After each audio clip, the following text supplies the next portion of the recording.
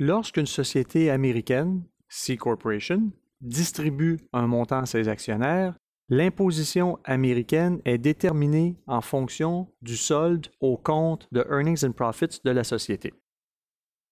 La loi américaine prévoit donc qu'une distribution qui provient du compte de Earnings and Profits sera traitée comme étant un dividende.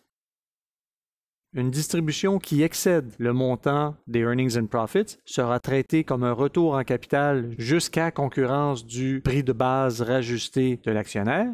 Et toute distribution qui excède le prix de base rajusté de l'actionnaire sera traitée comme étant un gain en capital.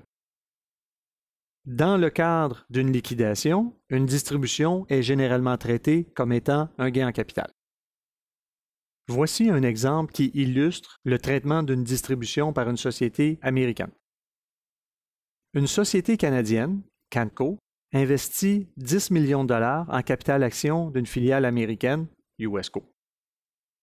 La société américaine génère 1 million de dollars de profit, après impôt, par année pendant 5 ans. Le 1er janvier de l'année 6, USCO distribue les 5 millions de dollars de profit qu'elle a générés à Canco. Le 1er janvier de l'année 7, elle distribue 11 millions de dollars à Canco. Quel est le traitement de ces distributions? La distribution de l'année 6, 5 millions de dollars, sera considérée comme étant un dividende puisque la société a généré 1 million de dollars de profit pendant chacune des 5 premières années. Elle a donc 5 millions de dollars à son compte de Earnings and Profits. Toute distribution qui provient du compte de Earnings and Profits est un dividende. L'année 7, la société américaine distribue un montant de 11 millions de dollars à la société canadienne. De ce montant, 10 millions de dollars sera considéré comme étant un retour en capital, puisque la société canadienne a un prix de base rajusté de 10 millions de dollars dans ses actions, et 1 million de dollars sera traité comme étant un gain en capital. Il est intéressant de noter qu'il n'y a pas de règle d'intégration en fiscalité américaine. Par conséquent, lorsqu'une société génère un profit et qu'elle paie ses impôts, lorsqu'elle verse un dividende à son actionnaire s'imposera à nouveau sur le montant de dividende qu'il reçoit.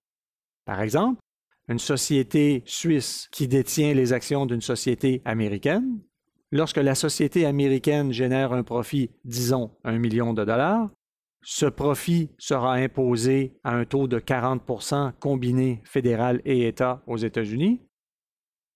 Il reste donc 600 000 $ et lorsque ce montant de 600 000 $ est versé à la société suisse, une retenue à la source de 30% s'applique sur ce 600 000 $ et, par conséquent, un impôt supplémentaire de 180 000 $ s'applique.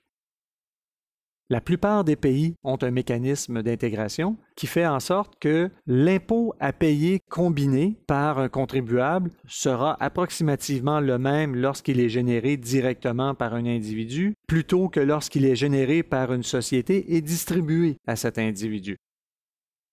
Par exemple, la loi canadienne prévoit qu'un individu paiera approximativement 50% d'impôt sur les revenus générés dans le cadre d'une entreprise. Et lorsqu'une société par action est utilisée pour générer ce revenu d'entreprise, la société par action s'imposera sur le revenu, distribuera le dividende et le mécanisme d'intégration fera en sorte que l'impôt combiné entre la société et l'actionnaire sera d'approximativement 50%.